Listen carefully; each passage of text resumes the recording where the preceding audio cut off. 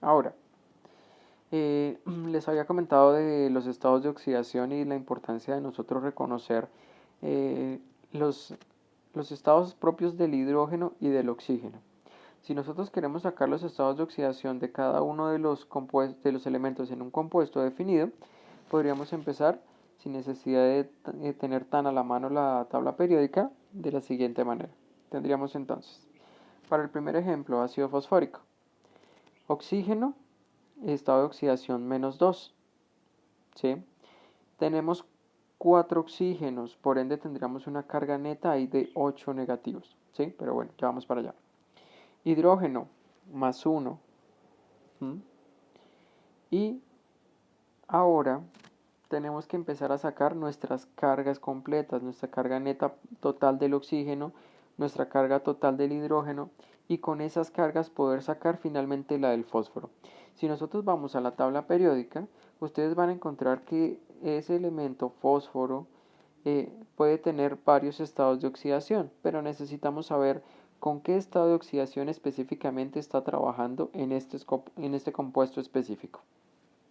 Entonces, tenemos que hacer esa suma de las cargas. En la parte superior entonces dejamos los estados de oxidación por cada átomo solo. ¿Mm? Y en la parte inferior vamos a hacer la suma de todas las cargas. Entonces vamos a ver. 4 oxígenos, cada oxígeno con estado de oxidación -2 para un total de -8. 3 hidrógenos, cada hidrógeno con un estado de oxidación de +1 para un total de +3. La suma total de las cargas nos tiene que dar igual a 0.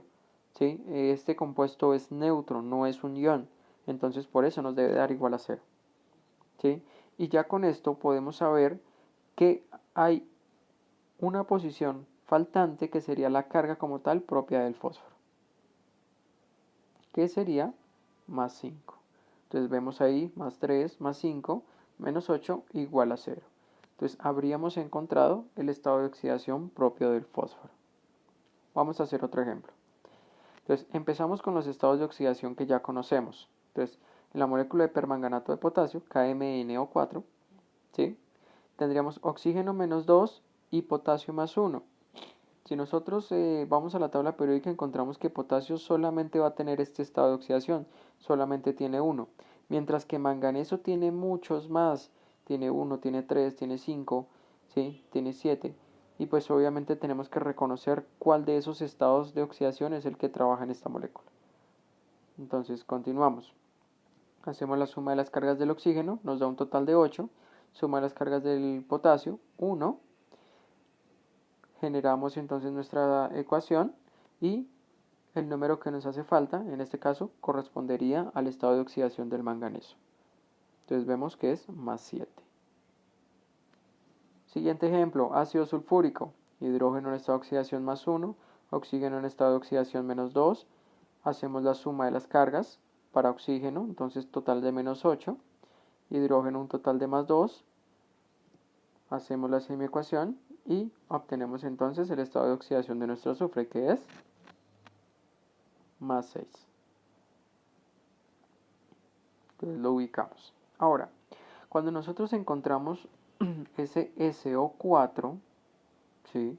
Lo podemos encontrar en muchas moléculas, no solamente este, pueden haber otros iones, el MnO4, SPO4 también pueden estar dentro de otras sustancias. Entonces acá vemos dos sustancias, uno es el sulfato férrico y otro es el ácido sulfúrico, pero los dos comparten que tienen dentro de su estructura un átomo de azufre y 4 de oxígeno.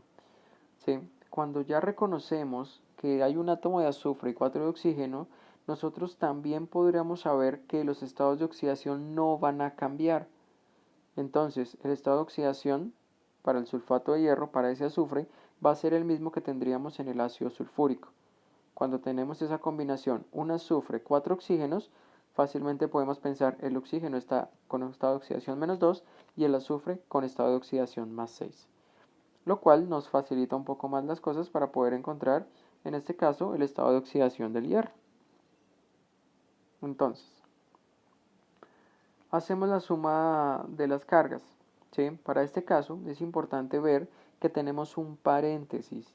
Ese paréntesis me está indicando que en esa molécula no solamente tenemos un SO4, una parte de SO4, sino que tenemos 3. ¿Sí? Entonces tendríamos que continuar multiplicando todas las cargas. Entonces son 4 átomos de oxígeno en el SO4. Cada oxígeno tiene una carga de -2 para un total de -8, lo habíamos visto antes. Pero como son 3 veces que se repite esa partícula de SO4, entonces esa carga de -8 que teníamos antes la multiplicamos por 3 para un total de -24.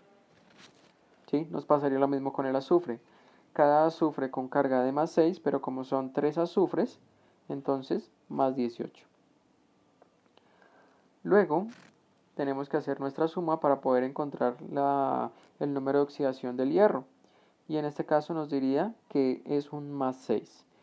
Pero como en esta molécula tenemos 2 átomos de hierro, entonces esa carga de +6 se tiene que distribuir entre los 2 hierros. Por ende tendríamos que hacer una división ahí.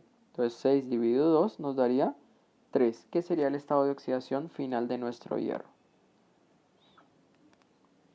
Otro ejemplo, en este caso es un ion. ¿Sí? Ya me están poniendo la carga, me están diciendo tenemos un compuesto que es SO4 pero que tiene una carga de -2. ¿Sí? Muchas veces podríamos confundir ese -2 con el estado de oxidación del oxígeno, pero realmente este -2 en este caso corresponde a la suma total de las cargas de nuestra molécula. Entonces, vamos a sacar los estados de oxidación de cada uno de ellos. El oxígeno sabemos que es un estado de oxidación de -2. Perdón. En este caso, la carga, fíjense que en las ecuaciones anteriores el resultado nos tenía que dar igual a 0, porque no tenían carga. Pero para el caso del ion nos tiene que dar igual a la carga del ion, que en este caso es -2. Entonces ubicamos ese -2 como parte final de nuestra ecuación. ¿Sí? La suma de nuestros números de oxidación de nuestras cargas nos tiene que dar igual a -2. Entonces, ahora sí empezamos. Oxígeno, estado de oxidación de -2. Son 4 oxígenos involucrados, entonces -8 en total. ¿Sí? Resolvemos nuestra ecuación y encontramos un valor de +6, que sería el estado de oxidación final de nuestro azufre. ¿Sí? Entonces, esta parte es muy importante, reconocer los estados de oxidación, que sería el primer punto como tal que nosotros vamos a realizar en un balance de ecuaciones por el método de óxido-reducción. Entonces, para tenerlo en cuenta.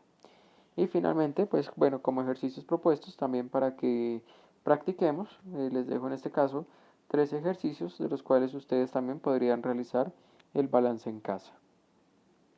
Muchísimas gracias.